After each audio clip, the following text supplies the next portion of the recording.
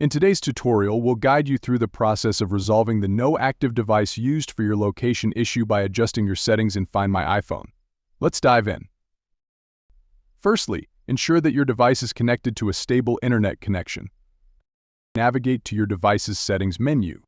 Head over to the General section.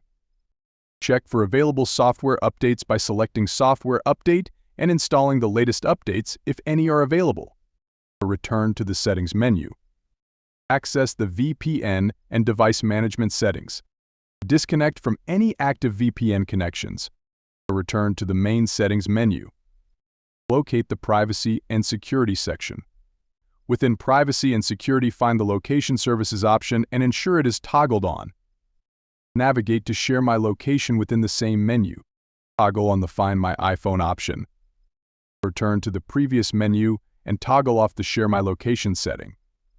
Restart your iPhone to apply the changes. After restarting, reopen your Settings menu. Navigate back to Privacy and Security.